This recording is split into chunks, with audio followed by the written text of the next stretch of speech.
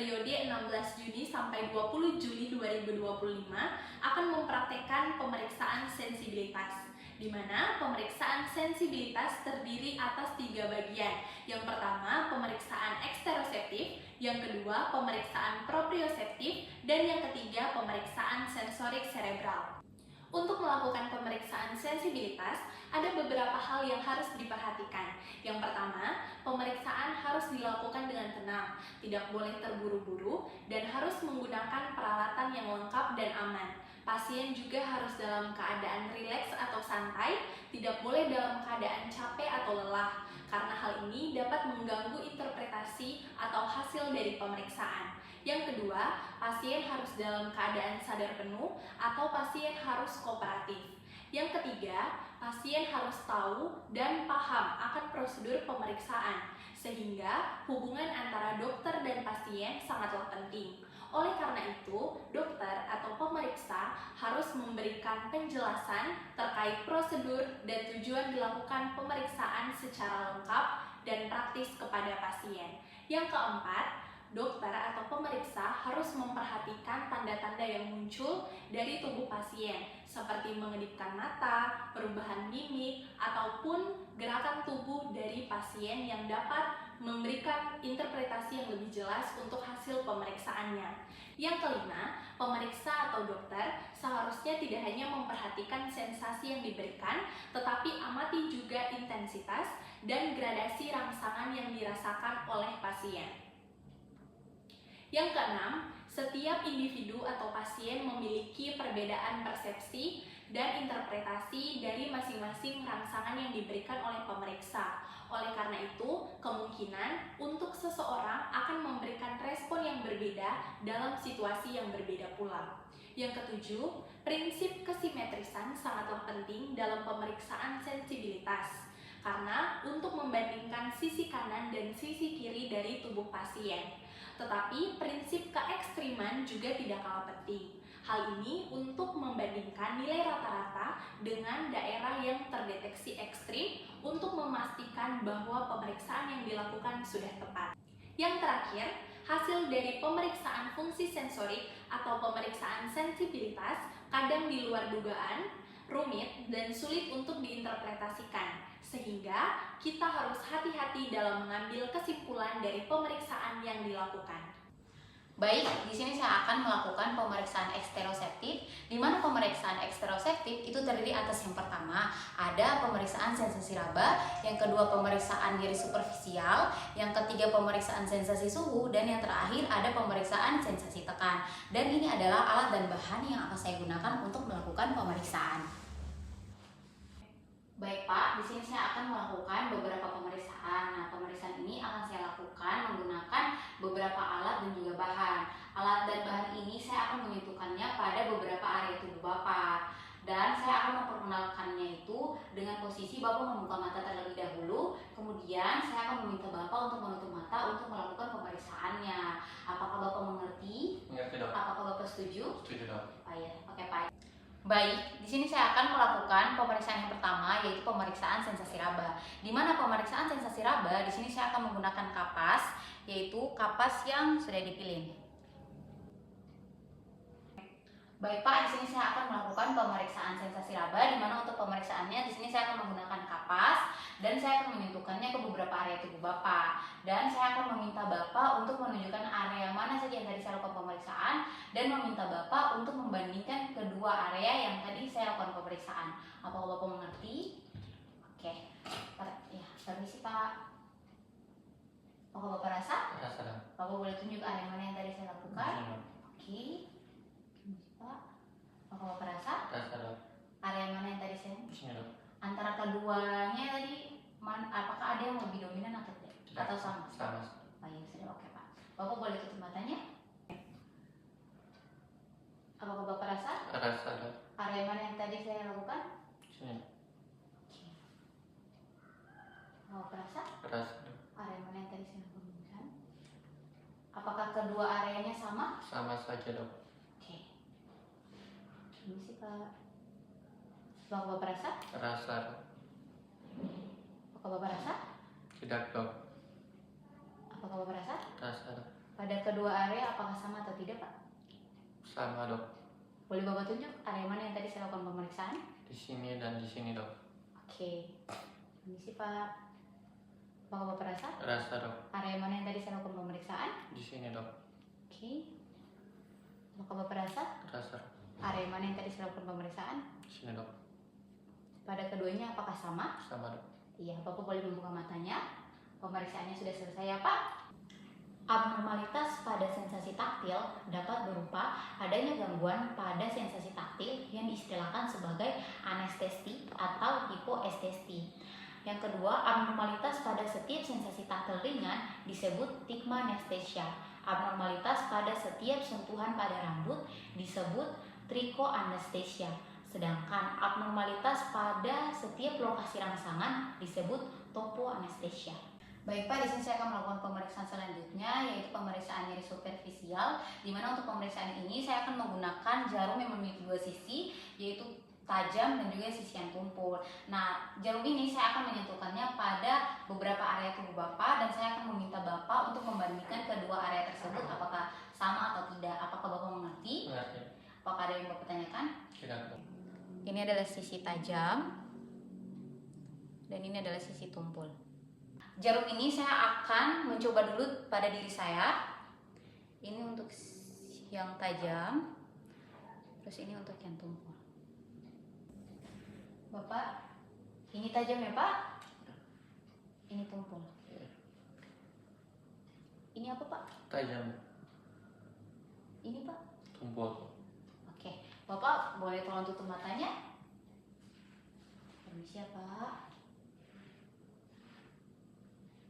Ini apa Pak? Tajam dok. Ini apa Pak? Tumpul dok. Ini apa Pak? Tajam dok. Ini? Tumpul dok. Ini Pak? Tidak ada rasa dok. Ini apa Pak? Tumpul dok. Ini apa Pak? Tajam dok. Oke, Bapak boleh membuka matanya. Pemeriksaannya sudah selesai Pak. Siap. Abnormalitas pada sensasi nyeri superficial. Yang pertama, alganestesia atau analgesia yang digunakan untuk area yang tidak sensitif terhadap setiap rangsangan. Yang kedua, hipoalgesia. Itu dikaitkan dengan penurunan sensasi terhadap rangsangan. Yang ketiga, hiperalgesia dikaitkan dengan peningkatan kepekaan terhadap rangsangan. Baik, di sini saya akan melakukan pemeriksaan selanjutnya, yaitu pemeriksaan sensasi suhu. Di sini saya akan menggunakan dua tabung yang berisi air panas dan juga air dingin. Di sini kedua tabung ini saya akan menyentuhkannya pada beberapa area tubuh Bapak, dan saya akan meminta Bapak untuk menyebutkan apakah rasa yang Bapak rasakan itu dingin atau panas. Apakah Bapak mengerti? Ya.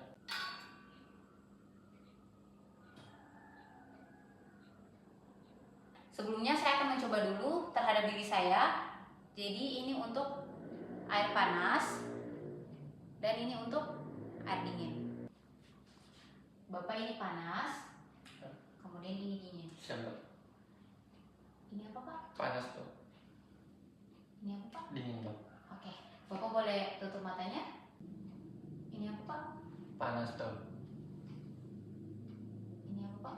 Dingin dok. Ini apa Pak? Dingin dok. Ini apa Pak? Panas dok. Oke Pak, Bapak boleh buka matanya. Pemeriksaannya sudah selesai Pak. Pemeriksaan sensasi suhu. Prinsip dasar mengenai alat yang digunakan pada pemeriksaan ini itu adalah tabung yang berisi air dingin dan juga air panas. Di mana untuk sensasi dingin suhunya itu berkisar antara 5 sampai dengan 10 derajat. Sedangkan untuk sensasi panas suhunya itu bisa berkisar antara 40 sampai 50 derajat. Abnormalitas sensasi suhu dinamakan term anestesia, term hiperestesia, dan term hiperestesia yang digunakan baik untuk sensasi dingin dan sensasi panas. Baik, di sini saya akan melakukan pemeriksaan selanjutnya, yaitu pemeriksaan sensasi tekan, di mana pemeriksaan ini saya akan menggunakan tangan saya dan saya akan menekan pada beberapa area tubuh Bapak, dan saya akan meminta Bapak untuk mengatakan area mana tadi yang saya lakukan pemeriksaan. Apakah Bapak mengerti? Mengerti dok. Oke, Bapak ini contohnya kayak misalnya saya tekan di sini, berarti yang saya tekan itu areanya adalah lengan bawah kiri. Ya. Apakah Bapak mengerti? Ya. Oke, kita coba ya Pak.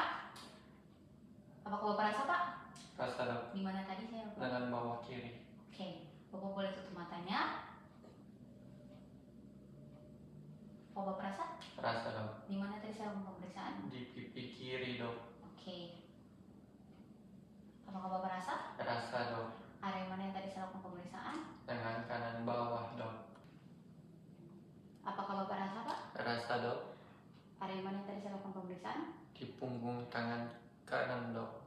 Oke. Apakah Bapak rasa Pak? Rasa dokter. Area mana yang tadi saya lakukan pemeriksaan? Tangan ke kiri dok. Oke.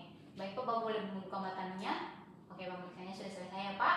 Baik, saat ini saya akan melakukan pemeriksaan bagian yang kedua, yaitu pemeriksaan proprioseptif, di mana pemeriksaan proprioseptif terdiri atas 3 pemeriksaan. Yang pertama, pemeriksaan sensasi gerak dan posisi. Yang kedua, pemeriksaan sensasi getar. Dan yang ketiga, pemeriksaan barognosis. Ini adalah alat dan bahan yang akan digunakan untuk melakukan pemeriksaan proprioseptif. Baik Bapak, saat ini saya melakukan pemeriksaan proprioseptif ya Pak. Ada beberapa pemeriksaan yang akan saya lakukan. Mungkin Bapak akan merasa tidak nyaman, tapi Bapak tenang saja karena saya akan melakukan dengan profesional ya Bapak. Dan ada beberapa perintah yang harus Bapak lakukan. Diharapkan Bapak untuk mengikuti setiap perintah yang saya katakan ya Pak. Apakah Bapak mengerti? Apakah Bapak punya pertanyaan?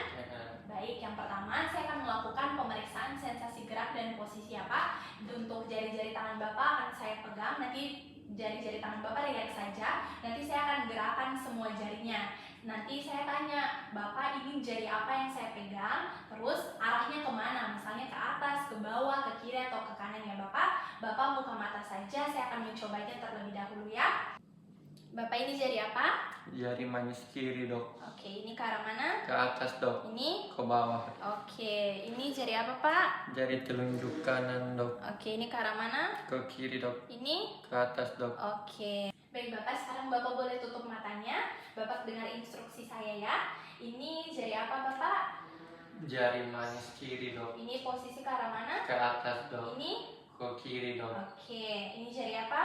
Jari telunjuk kiri dok. Oke, ini posisinya kemana? Ke bawah dok. Ini? Ke atas dok. Baik. Ini jari apa? Jari jempol kanan dok. Ini posisinya kemana? Ke bawah dok. Ini? Ke atas dok. Baik. Ini jari apa Pak? Jari manis kanan dok. Oke, ini posisinya kemana?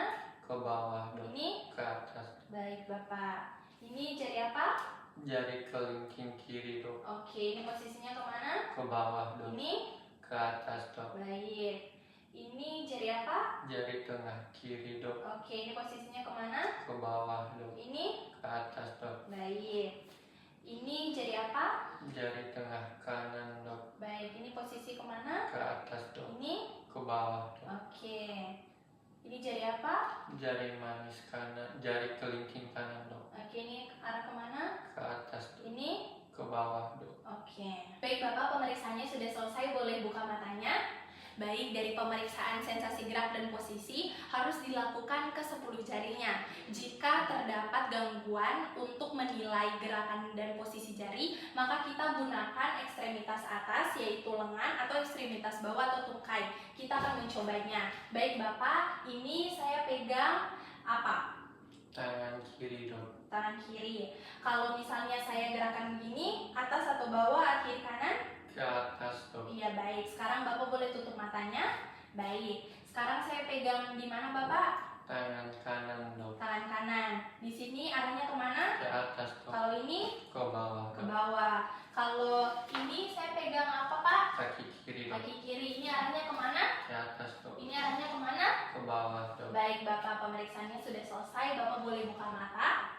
Baik, selain kedua pemeriksaan yang tadi, ada juga pemeriksaan yang bisa dilakukan untuk menilai sensasi gerak dan posisi, yaitu kita menempatkan jari-jari tangan pasien, misalnya kita menempatkan ke angka 2, mengangkat jempol, dan meminta pasien untuk menggerakkan atau melakukan hal yang sama dengan tangan atau jari bagian yang lainnya. Baik Bapak, sambil membuka mata, di sini saya akan memposisikan tangan kiri Bapak ya Pak. Bapak boleh coba di tangan yang kanan. Baik, sekarang Bapak boleh tutup mata Bapak. Saya akan mencobanya kembali ya Pak. Permisi ya Pak. Bapak boleh melakukannya di tangan kanan Bapak. Baik, rileks kembali Bapak. Rileks saja. Bapak boleh lakukan di tangan kiri Bapak. Baik Bapak, Bapak boleh buka matanya, pemeriksaannya sudah selesai. Baik Bapak, pemeriksaan selanjutnya yaitu pemeriksaan sensasi getar. Saya akan pakai garpu tala, ini adalah garpu tala 256 Hz. Saya akan menggetarkannya dan saya akan taruh di beberapa area tubuh Bapak. Nanti kalau garpu talanya sudah tidak bergetar, Bapak boleh bilang ya. Bapak mengerti? Ngerti dok. Baik Bapak, saya coba ke tubuh saya terlebih dahulu ya.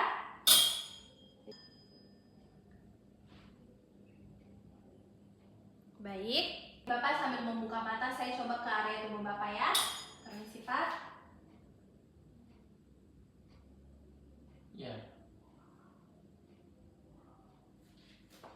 Baik, sekarang Bapak boleh menutup matanya. Saya akan coba di area tubuh Bapak yang lain.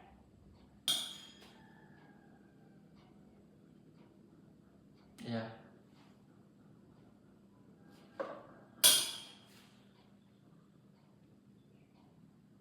Ya.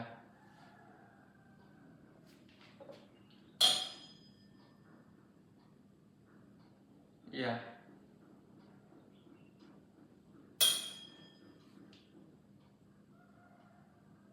Ya.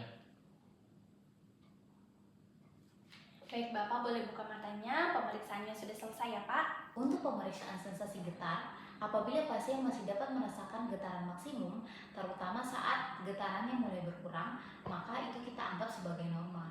Namun, apabila pasien tidak bisa merasakan getaran apapun, maka disebut sebagai abnormal atau yang biasa kita kenal sebagai palanestesia. Baik Bapak, selanjutnya saya akan melakukan pemeriksaan barognosis ya Pak. Di sini Bapak akan menilai benda di tangan Bapak yang kiri atau kanan mana yang lebih berat. Di sini saya menggunakan kapas dan juga menggunakan palu refleks ya Pak.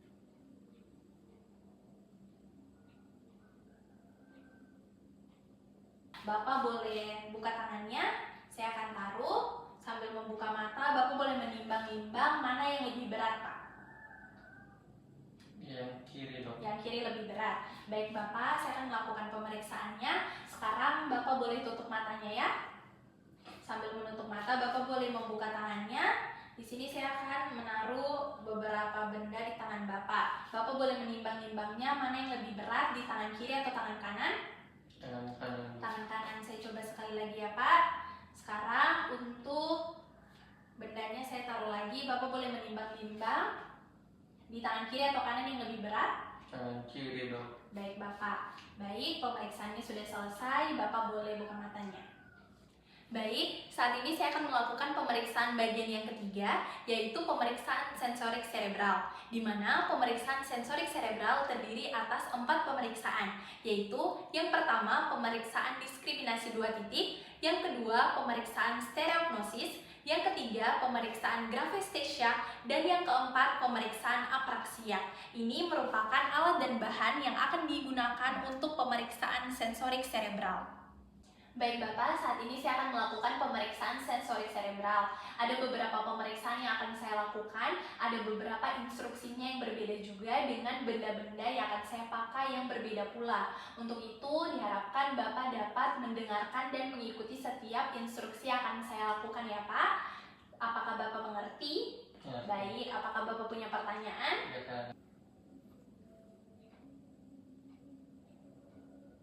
Untuk pemeriksaan yang pertama, saya akan menilai diskriminasi 2 titik, Pak. Di sini saya akan menggunakan jangka, ada sisi tajam dan sisi tajam untuk jarumnya, dan ada sisi pensilnya. Nanti saya akan menyentuhkannya di beberapa area tubuh Bapak. Nanti Bapak bilang yang terasa ada 2 titik atau hanya 1 titik ya, Pak. Apakah Bapak mengerti? Ngerti dok. Baik Bapak, sambil membuka mata, saya akan menaruh jangka ini di tangan Bapak ya. Ini 1 atau 2 titik Pak? 2 dok. 2 titik, baik. Kalau ini Pak?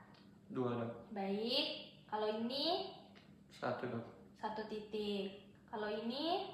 1 dok. Baik Bapak. Baik Bapak, boleh tutup matanya ya. Saya coba ya Bapak ya. Ini 1 titik atau 2 titik? 2 dok. 2. Ini? 2 dok. 2. Kalau yang ini? 1 dok. Baik Bapak. Baik Bapak, ini 1 titik atau 2 titik? 2 dok. Kalau ini? 2 dok. Kalau ini? 1 dok. Baik Bapak, pemeriksaannya sudah selesai. Bapak boleh buka matanya ya. Pemeriksaan diskriminasi 2 titik, normalnya pasien merasakan 1 titik jika jarak antar 2 titik kurang dari 0,5 cm. Baik Bapak, selanjutnya saya akan melakukan pemeriksaan stereognosis. Di sini ada beberapa benda yang kita temui setiap harinya. Nanti saya taruh di tangan Bapak dan Bapak menebak ini benda apa. Oke, ini ada uang koin dan ini ada penutup botol.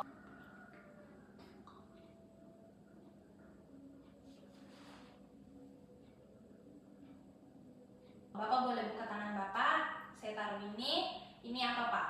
Koin dong. Ya baik, sekarang Bapak boleh tutup matanya. Nanti Bapak harus menebak ya Bapak. Oke, Bapak coba raba itu benda apa? Tutup botol dong. Baik, tutup botol. Kalau yang ini Bapak? Koin dong. Uang koin, baik. Sekarang kalau yang ini?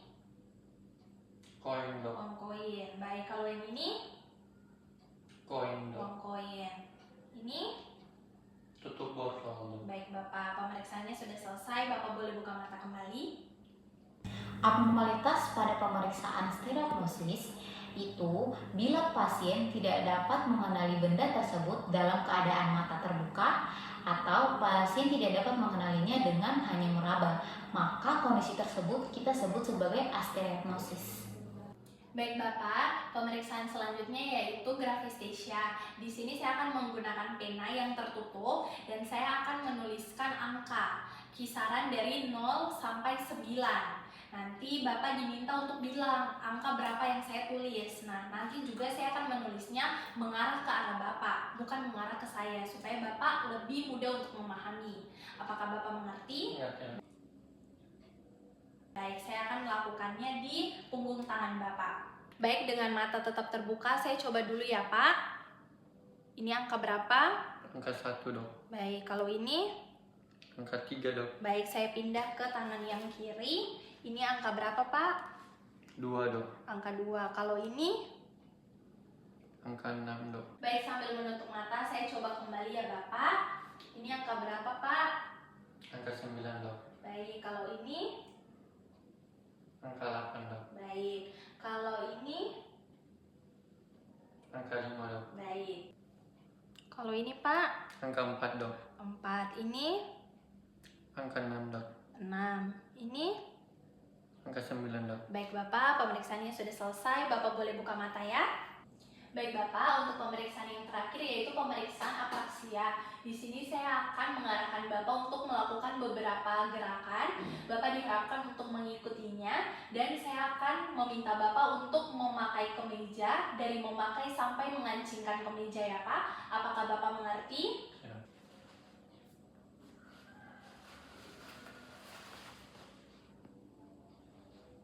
Baik Bapak, sambil membuka mata, Bapak boleh pegang telinga kiri Bapak.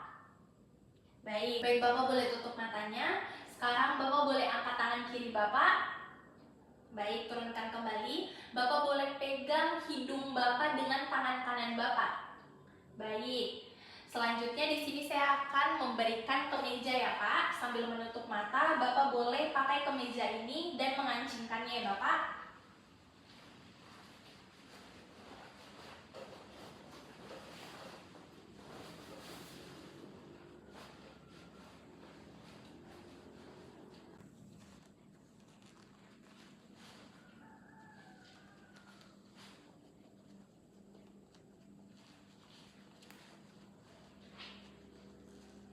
Baik Bapak, pemeriksaannya sudah selesai. Bapak boleh buka matanya ya. Terima kasih untuk partisipasi dan kerjasamanya ya Pak.